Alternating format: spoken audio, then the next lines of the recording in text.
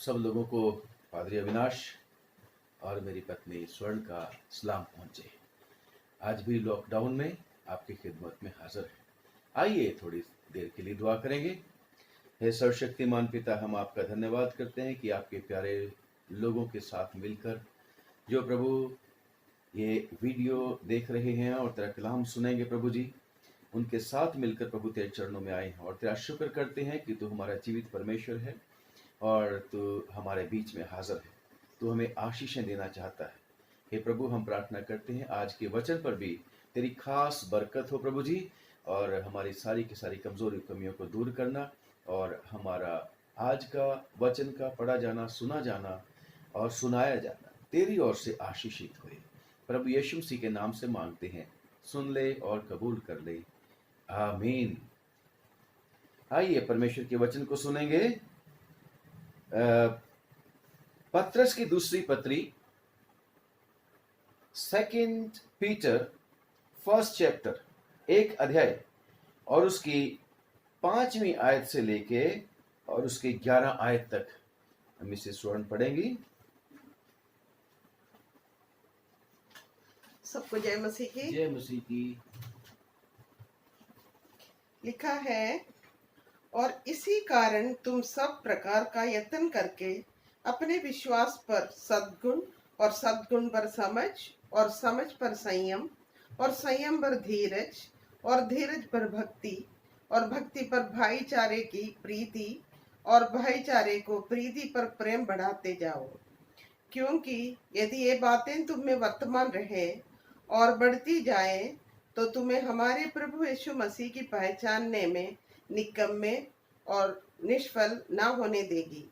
और जिसमें ये बातें नहीं, वो अंधा है और धुंधला देखता है और अपने पूर्वकाली पापों से धुलकर शुद्ध होने को भूल बैठा है।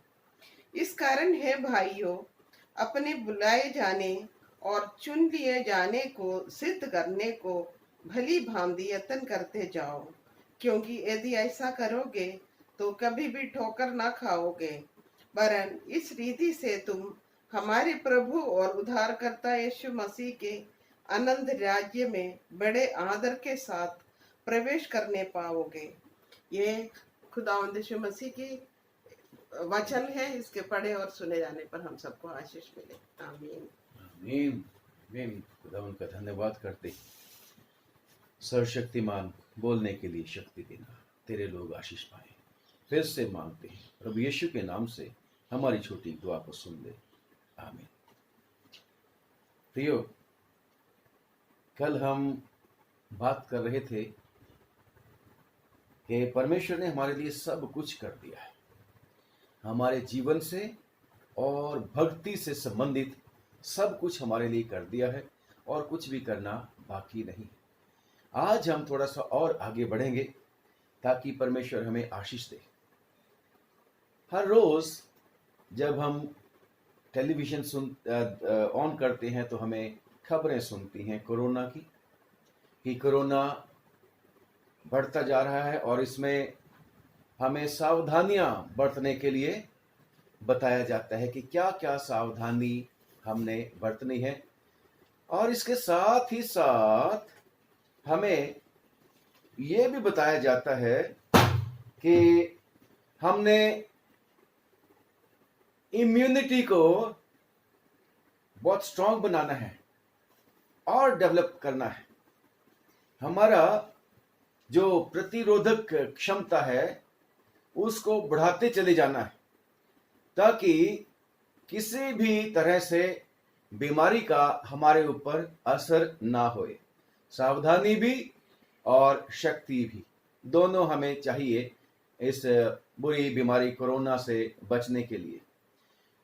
पर जब हम देखते हैं, खबरें सुनते हैं, तो उसमें जवान जवान लोग भी कोरोना के सामने फेल हो जाते। जो लोगों को हमसे ज्यादा अच्छी फैसिलिटीज मिलती हैं, जिन देशों में जो डेवलप्ड कंट्रीज हैं, जो विकसित देश हैं, वो भी अपने नागरिकों को बचा नहीं पा रहे। और कहते हैं इटली तो दुनिया का मेडिकल के मामले में दूसरा सबसे बेस्ट कंट्री है, वहां पर भी बुरा हाल है, अमेरिका में बुरा हाल है, और भी दूसरे देश हैं आपको जिनके नाम आप सुनते रहते हैं, रोज ही तो देते हैं आंकड़े कि कैसे कैसे कितने कितने लोग वहां पर संक्रमित हो गए हैं। अमेरिका में तो लाखों की गिनती बताते हैं और ये रुकता ही नहीं, बढ़ता चला जा रहा है। हमारे देश में भी ये वायरस फैलता चला जा रहा है। बेशक उस दर पे नहीं है जिस दर से, जिस परसेंटेज से दूसरे देशों में बढ़ रहा है, परंतु परमेश्वर का धन्यवाद हो कि हमारे देश में हमारे सरकारों ने बड़ा अच्छा प्रबंध किया, और जिसकी वजह से जैसा हम सुनते हैं लॉकडाउन के दौरान कि कंट्रोल है, कंट्रोल है, कंट्रोल है।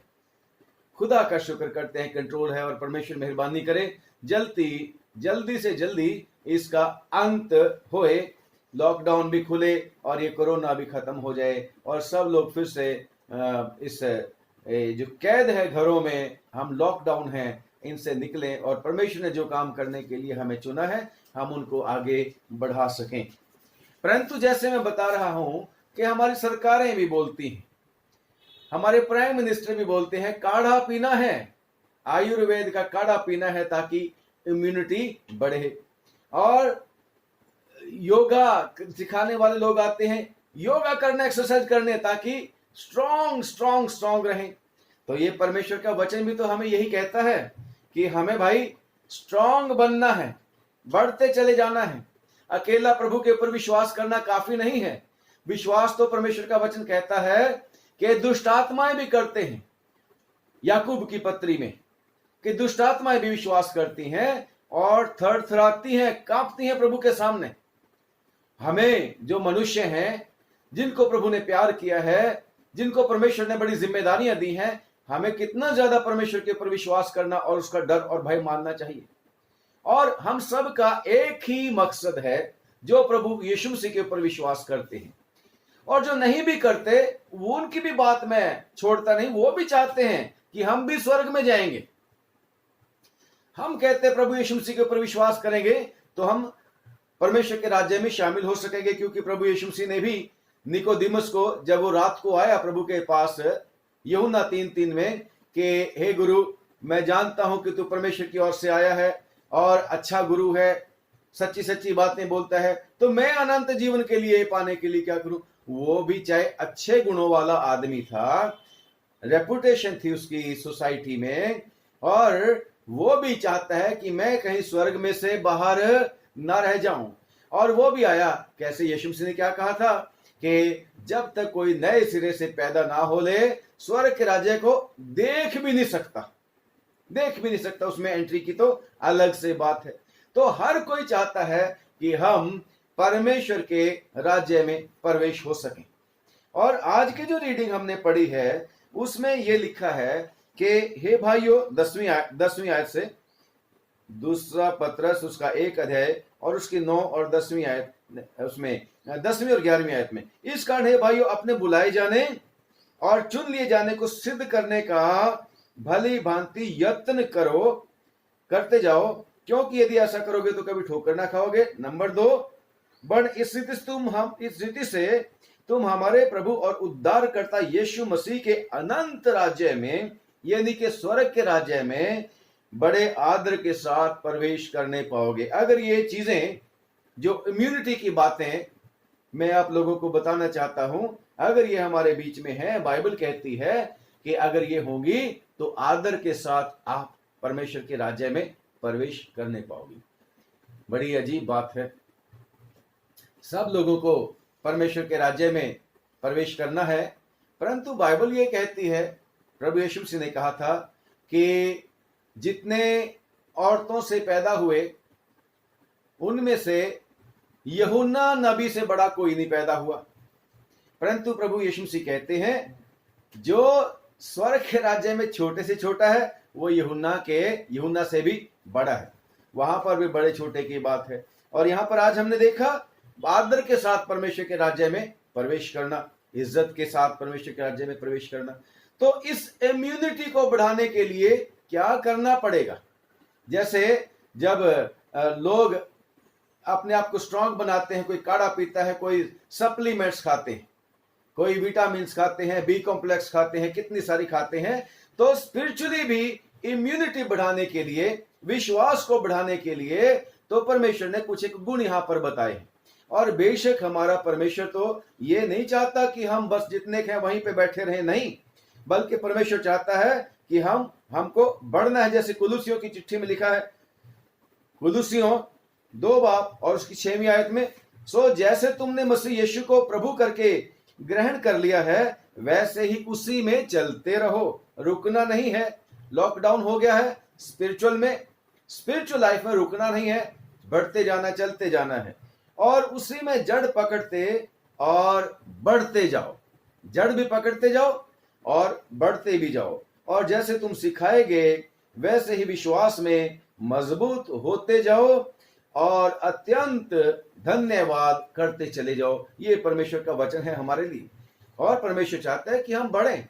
हमारे जब बच्चे छोटे होते हैं तो हम सबकी इच्छा होती है कि हमारे बच्चे बढ़ें, और वो जो उनका नॉर्मल स्ट्रक्चर एक आदमी का होना होता है वो उस डील डॉल तक बढ़ते चले जाए। इतना ही नहीं, वो चाहता है कि हमारे बच्चे पढ़ लिख कर और बड़े बड़े इंसान बने। ये हर एक माँ बाप की इच्छा होती है। ऐसे पिता जो स्वर्गीय हमारा है वो भी चाहता है कि हमने अगर उसके ऊपर विश्वास किए हैं और प्रभु ने यीशु मसीह में होकर हमारे लिए सब कुछ किया है, तो फिर हमने बढ़ना है। और कुछ एक बातें हैं क्या बढ़ना चाहिए।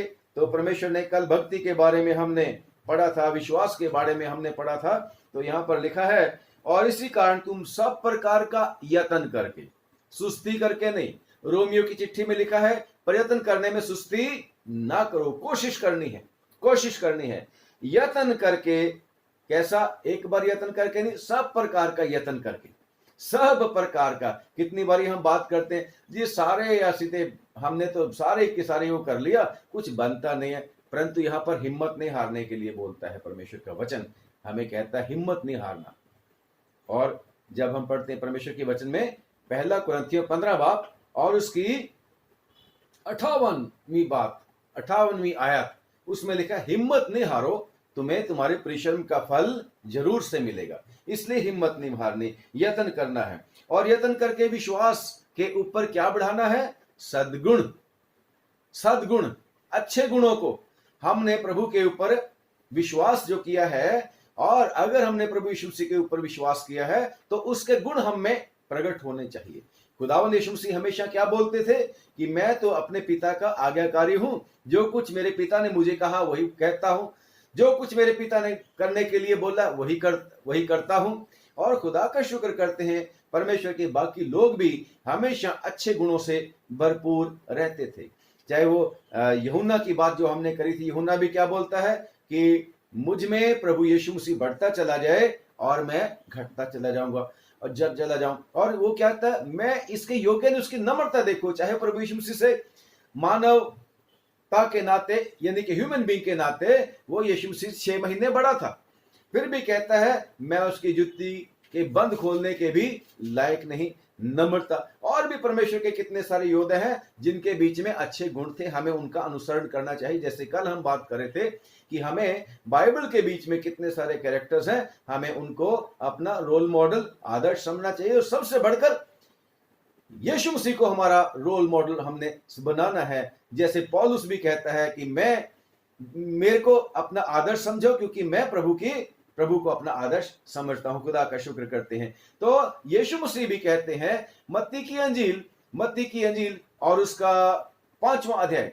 और उसकी 16वीं आयत में कि कहता है कि तुम जगत की ज्योति हो और अच्छे काम करने हैं, सद्गुण तुम्हारे अंदर प्रकट होने चाहिए, ताकि लोग तुम्हारे भले कामों को देखकर तुम्हारे स्वर्गीय पिता की प्रशंसा करें। इसलिए सद्गुणों को भी हमने बढ़ाते चले जाना है। और खुदा का शुक्र करते हैं, जितना ज्यादा हम परमेश्वर के वचन को पढ़ेंगे उतना ज्यादा हमें परमेश्वर के बारे में और भी ज्यादा ज्ञान प्राप्त होता चला जाएगा। और जब हम पढ़ते हैं तीमुथियुस की चिट्ठी और उसका दूसरा तिमुथी और उसका 3 अध्याय लिखा है,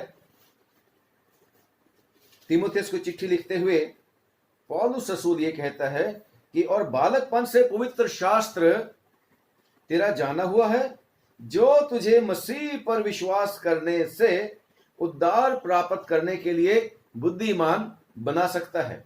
हर एक पवित्र शास्त्र परमेश्वर की प्रेरणा से रचा गया है और उपदेश और समझाने और सुधारने और धर्म की शिक्षा के लिए लाभदायक है, ताकि परमेश्वर का जन सिद्ध बने और हर एक भले काम के लिए तत्पर रहे। और भी कितनी सारी बातें इसके बारे में की जा सकती हैं, सद्गुणों के बारे में।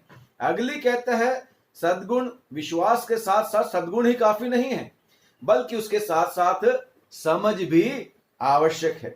जैसे बात हमने की थी कि जैसे हम खाना खाते हैं, उसके बारे में हमें समझ होनी चाहिए। हम सीखते हैं किस किस खाने के साथ क्या क्या चीजें नहीं खानी, किस किस खाने की वस्तु के साथ क्या क्या वस्तु नहीं खानी, और किस किस चीज को खाने के बाद हमने क्या क्या वस्तु नहीं पीनी। ऐसे ही परमेश्वर कहता है, इसमें भी आपको आपके विश्वास में भी आपको समझ होनी चाहिए, और समझ का स्रोत परमेश्वर है। उसमें बुद्धि के और ज्ञान के और समझ के सारे भंडार छुपे हुए हैं। किसमें? खुदावन यीशु मसीह में।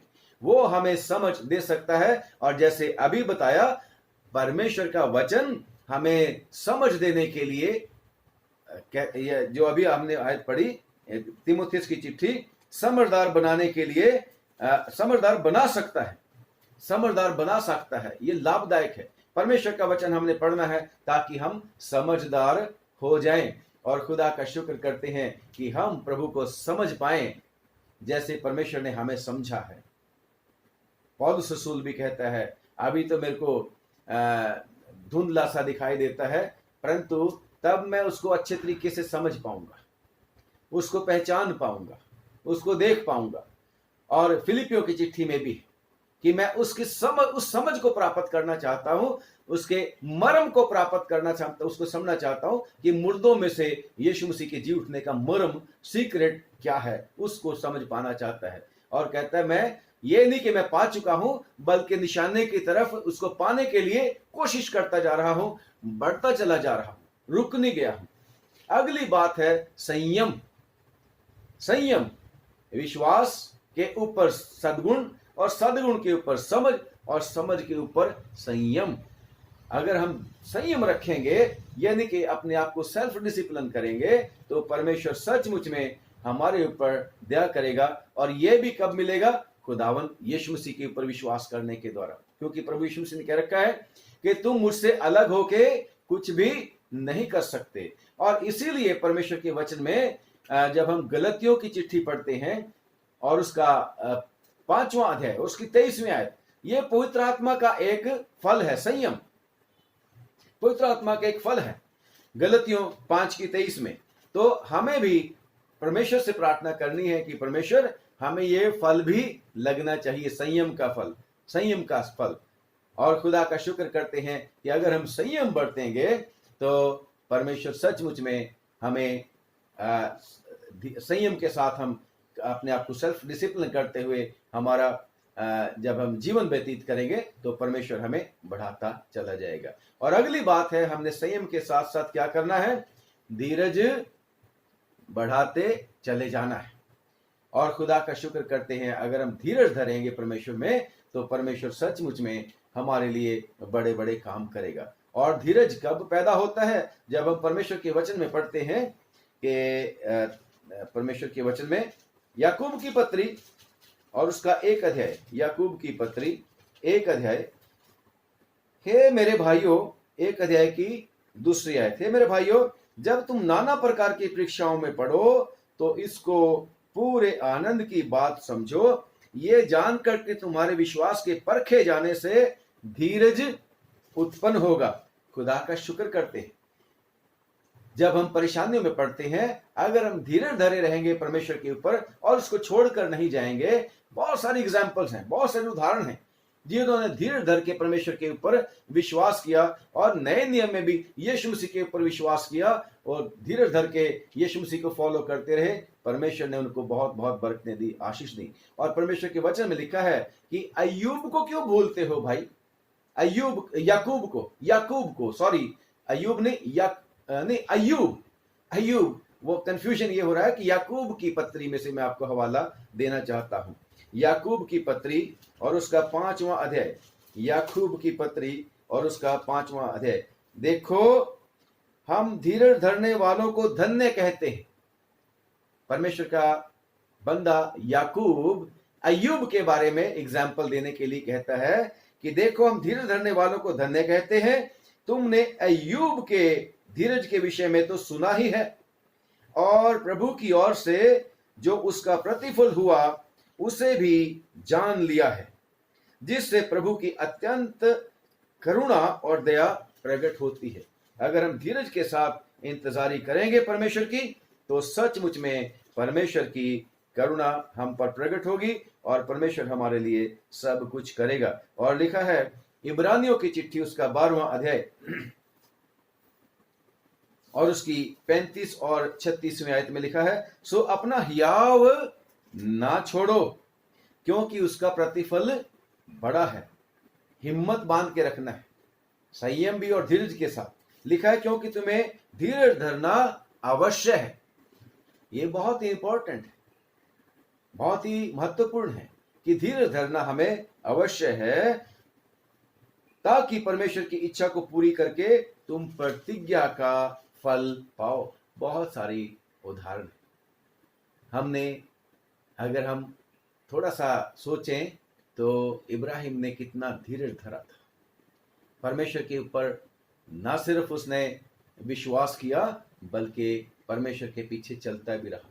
काम और विश्वास दोनों, प्रभु के पीछे चलता भी रहा और धीरज के साथ परमेश्वर की बाट जोता रहा। लिखा है, वो गीत हम गाते होते हैं ज़बूर, मैं सबर दे नाल आस रख के यहोवा दी करदा सा इंतजार। मैं धीरज के साथ परमेश्वर की इंतजार करता था और तब उसने मेरे को अपना हाथ बढ़ा के खड्डे में से भी निकाल लिया। और जब पूरा ज़बूर आप पढ़ोगे तो कितना अच्छा लगेगा। खुदा का शुक्र करते हैं। और धीरज के बाद जब हम परमेश्वर के वचन में पढ़ते हैं, धीरज के ऊपर क्या बढ़ाना है? भक्ति, जिसके बारे में कल हमने काफी सारी बात की थी। और भक्ति का मूल है विश्वास करना परमेश्वर के ऊपर। और विश्वास के साथ में आगे कितनी सारी बातें हमने कल बात करी थी कि परमेश्वर के ऊपर जो विश्वास करते हैं उनके लिए सब कुछ पॉसिबल हो जाएगा। और पढ़ते हैं तीमुथियुस की चिट्ठी, पहला तीमुथियुस 6 बाब की 6वीं आयत। लिखा है, पर संतोष सहित भक्ति बड़ी कमाई है, क्योंकि ना हम जगत में कुछ लाए हैं और ना कुछ ले जा सकते हैं, और यदि हमारे पास खाने और पहनने को हो तो इन्हीं पर संतोष करना चाहिए। संतोष सहित भक्ति। आजकल हम लॉकडाउन में भक्ति कर रहे हैं।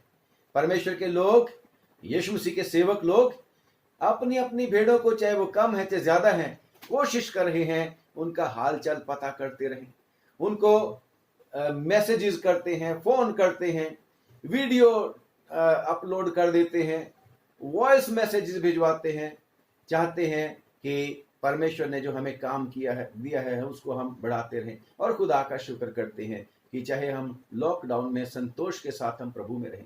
और इसके साथ ही साथ हमें चाहिए कि अपने सब बहन भाइयों के लिए जो ऐसी मुसीबत में से निकल रहे हैं, हमारे इस दुनिया के बीच में जो भी विश्वास में बहन भाई हैं, प्रभु के लोग हैं सारे, उनके लिए दुआ करते रहे। अगली बात जो है, चलो भक्ति के बारे में एक और बात है कि जो सबोपदेश की किताब उसका आखिरी अध्याय और उसकी आखिरी आयत, 12वां अध्याय और उसकी 13 आयत भी पढ़ना कि अंत की बात यह है, सब कुछ सुना गया। अंत की बात यह है कि मनुष्य का कर्तव्य कर्म क्या है? परमेश्वर के ऊपर विश्वास करे और परमेश्वर में ही खुश रहे। और अगली बात है भाईचारे की प्रीति। हमें भाईचारे की प्रीति करनी है, यानी कि मेल मिलाप की सेवा परमेश्वर ने हमें दी है। और ना सिर्फ हमें विश्वासियों के साथ मिलजुल कर रहना, बल्कि सबके साथ मेल मिलाप के साथ रहने के लिए भरसक प्रयत्न करना है। आप प्रयत्न करो। अगर लोग योग्य नहीं है, लिखा है किसी पाखंडी को भी एक दो बार समझा के फिर उससे दूर रहे, नहीं समझता तो दूर रहो, परंतु आपने कोशिश करनी, क्योंकि परमेश्वर ने तो ये कह रखा है। जब आप पढ़ते हैं 6वां अध्याय और उसकी 27वीं आयत में, मत्ती की इंजील है शायद, कि अपने शत्रुओं से भी हमने प्रेम करना है, शत्रुओं से भी प्रेम करना है। पुराने नियम में भी यही है कि हमने प्रेम करना है, भाईचारे की प्रीति। प्रभु यीशु मसीह के पास एक बार एक आदमी आया ट्राई करने के लिए, उसको यानी कि उसको उसकी परीक्षा करने के लिए शास्त्री था कि प्रभु सबसे बड़ी आज्ञा क्या है। खुदावंद यीशु मसीह ने क्या बताया था कि तो खुदावंद अपने खुदा से अपने सारी बुद्धि, अपने सारे प्राण, अपने सारी अकल और अपने सारी शक्ति के साथ प्रेम रख, और दूसरी ये है कि तू अपने पड़ोसी से अपने समान प्रेम रख। तो यही भाईचारे की प्रीति है। खुदा उनका शुक्र करते हैं जब हम दूसरों को अपने जैसा समझेंगे और मेल मिलाप के साथ रहने की कोशिश करेंगे। और सबसे बढ़कर आखिरी जो बात है जिसको हमने बढ़ाते चले जाना है, वो प्रेम। और वो प्रेम ना सिर्फ आपस में बल्कि परमेश्वर के साथ भी हमारा प्रेम होना चाहिए। आपस में तो प्रेम हमने करना है। लिखा है परमेश्वर के वचन में कि सब कोई अपने स्वार्थ की खोज में रहते हैं, ना कि प्रभु यीशु मसीह की, परंतु फिर भी कोशिश करनी है कि हम प्रभु यीशु मसीह से प्रेम करें। और यीशु मसीह ने क्या बोला, जो मेरी आज्ञाओं को मानेगा वही मेरे से प्रेम करने वाला है। और खुदावन का हुक्म है कि हमने अपने पड़ोसी से अपने समान प्रेम रखना है। और खुदा का शुक्र करते हैं कि अगर ये बातें हम में होंगी तो फिर हमें फेल नहीं कर सकती। और यीशु मसीह ने तो इस प्रेम की बड़ी अच्छी से उदाहरण दी थी कि यीशु मसीह कहते हैं कि कोई प्रेम में होकर कि कोई किसी के लिए अपने प्राण नहीं देता, लेकिन मैं तुम्हारे लिए प्राण देता हूं। इतना सैक्रिफिशियल लव यानी कि प्रभु यीशु मसीह का था। यूहन्ना की अंजील उसका 13 बाब और 34 और 35वीं आयत में, और यूहन्ना की अंजील 15वां बाब और उसकी 12वीं आयत में भी, कि मैं तुम्हें एक नई आज्ञा देता हूं, नई आज्ञा देता हूं, आपस में प्रेम रखना। और पहला कुरिन्थियों 13 बाब की 13वीं आयत, 13 बाब की 13वीं आयत है कि और उसमें लिखा है, बस आशा यानी कि उम्मीद और प्रेम और विश्वास तीनों स्थायी हैं, परंतु प्रेम इन सब में अव्वल है। और खुदा का शुक्र करते हैं, यह भी पवित्र आत्मा का फल है, यह भी पवित्र आत्मा का फल है। और हमें चाहिए कि हम परमेश्वर से जितने ज्यादा हो सके परमेश्वर से प्रार्थना करें कि परमेश्वर स्पिरिचुअली भी और फिजिकली भी, मेंटली भी, हर तरीके से हमारी इम्यूनिटी को बढ़ा, और ताकि हम अगर जितनी देर तक हमने इस दुनिया के बीच में रहना है, क्योंकि हम सबको एक ना एक दिन यहां से चले जाना है, सबको एक ना एक दिन प्रभु के पास जाना है। और खुदा का शुक्र करते हैं कि बेशक उसने वायदा कर रखा है कि वो अंत तक हमारे साथ रहेगा, हमें कभी छोड़ेगा नहीं, कभी त्यागेगा नहीं। परंतु जब तक हम यहाँ पे रहें, फिजिकली स्ट्रॉन्ग खुदावन हमें बना के रखे और खुदावन हमें बचाता रहे, संभालता रहे, मेंटली हमें सॉलिड रखे, साउंड रखे, स्पिरिचुअली हमें बढ़ने के लिए ताकत दे। क्योंकि यीशु मसीह ने कह रखा है, मैं सच्ची दाखलता हूं और तुम क्या हो, डालियां। प्रभु में हमें बना के रखे, कोई भी चीज हमें परमेश्वर से अलग ना कर देवे, ताकि हम हमेशा प्रभु में बने रहें और प्रभु से हम ताकत पाते रहें और उसके लिए फलदायी होते रहें। खुदावंद आप सब लोगों को बरकत दे और आशीष दे, ताकि हम सब लोग सचमुच में ये सप्लीमेंट जो है इनको प्राप्त करने का स्पिरिचुअली कोशिश करते रहें। प्रभु के चरणों में बैठ के दुआ करते हुए, प्रशंसा करते हुए, गीत गाते हुए हमने इस इम्यूनिटी को हम बढ़ा सकते हैं। खुदावन हम सब लोगों को बरकत दे, बहुत आशीष दे। हे सर्वशक्तिमान पिता, दुआ करेंगे। हे सर्वशक्तिमान पिता, आपका हम धन्यवाद करते हैं, आपने बड़ी मेहरबानी करी, आज फिर से तेरे लोगों को उभारने की कोशिश करी है प्रभु जी, ताकि तेरे लोग खुदा तुझ में बढ़ते चले जाएं, आशीष पाएं और प्रभु हमेशा तेरी दया से प्रभु ओ खुदा, ये सब की सब चीज़ें जो आज हमने सीखी हैं, इनको अपने में पा सके। प्रभु दया करके हमारे परिवारों के ऊपर आशीष उंडेलना, और दया करके प्रभु जी सब हमारे जितने भी तूने दिए हैं प्रिय लोग, बहन भाई, रिश्तेदार, दोस्त, परिवार के सदस्य, साथ में काम करने वाले, साथ में वर्शिप करने वाले, सबको बरकत दे, आशीष दे। तमाम तेरे सेवकों के लिए प्रार्थना करते हैं, उन्हें भी बहुत बहुत बरकत देना, जो प्रभु तेरी इस प्रेम का सुसमाचार लोगों तक पहुंचा रहे हैं, उपवास कर करके प्रार्थना कर रहे हैं। खुदा उन सबको आशीष देना। हम सब फिर से आज मिलकर प्रभु जी प्रार्थना करते हैं, दया करके इस कोरोना वायरस को खत्म कर प्रभु। और जिस तरीके से आज सुना है प्रभु जी कि एक देश में प्रभु जी इस कोरोना वायरस का इंजेक्शन जो उन्होंने बनाया है उसका टेस्ट कर रहे हैं, उस इंजेक्शन को भी प्रभु कामयाब होने में मदद करना प्रभु जी, ताकि खुदाउन ये दवाई इसकी मिले, इलाज तेरी दया से मिले प्रभु जी, और इस कोरोना वायरस का अंत होवे प्रभु। अब प्रार्थना करते हैं जिन लोगों को ये बीमारी लग चुकी है, हे प्रभु दया करके उनको चंगा कर दे, उनके रिश्तेदारों पर भी दया कर दे प्रभु। कितने डर और भय में, कितनी मेंटली प्रभु टॉर्चर्ड होते हैं वो। ओ खुदावन, बड़ी मुश्किल की बात है, बड़ी मुश्किल की बात है। लोगों में इच्छा भी होती है कि अपने प्रियजन और जो भी उनके परिवार का सदस्य बीमार हो जाता है उसके पास जाएं, उससे बातें करें, परंतु भी प्रभु वो भी अलाउड नहीं होता। हे प्रभु रहम कर, दया कर, और ज्यादा गुस्सा मत कर। और प्रभु तू तो गुस्सा करने में धीमा और प्यार में बढ़कर है, अपने प्रेम की वजह से यीशु मसीह के नाम में प्रभु दया कर दे और इस बीमारी को खत्म कर प्रभु। जो लोग सेवा कर रहे हैं प्रभु, देखभाल करते हैं, doctor, nurses, paramedical staff, police personnel है प्रभु जी, और कितने सारे प्रभु जी वो लोग हैं जो सामान लोगों के घरों तक पहुंचाते हैं, वॉलंटियर्स हैं प्रभु जी। ओ प्रभु दया कर प्रभु, तरस खा प्रभु, उनको भी आशीष दे, उनके घर परिवारों को भी संभालना। कितने लोग अपने अपने घरों से दूर हैं प्रभु जी, फंसे हुए हैं प्रभु जी, अपने प्रियजनों के पास जाना चाहते हैं प्रभु, लेकिन लॉकडाउन की वजह से नहीं जा पाते। ओ खुदावन, उन सबको भी संभालना। ओ प्रभु दया करके तरस खा के तमाम भूखों को, बेघरों को, मुसाफिरों को, कैदियों को, तंगियों, लाचारों को, सबको संभालना प्रभु। दुआ मांगते हैं जो प्रभु जी हमारे देश की रक्षा करते हैं, उनको भी बरकत दे, हमारे देश पर तेरी बरकत हो। फिर से प्रभु हम उन देशों के लिए भी प्रार्थना करते हैं जहां ये इस बीमारी ने, महामारी ने प्रचंड रूप धारण कर लिया है। खुदावन तू ही इससे छुड़ा सकता है, कोई और नहीं। दया करना, सब कुछ प्रभु तेरे हाथ में सौंपते हैं और दुआ मांगते हैं, ज्यादा दुआ मांगने का फजल दे, कलाम पर तेरी बरकत हो, प्रभु यीशु के नाम से मांगते हैं, आमीन।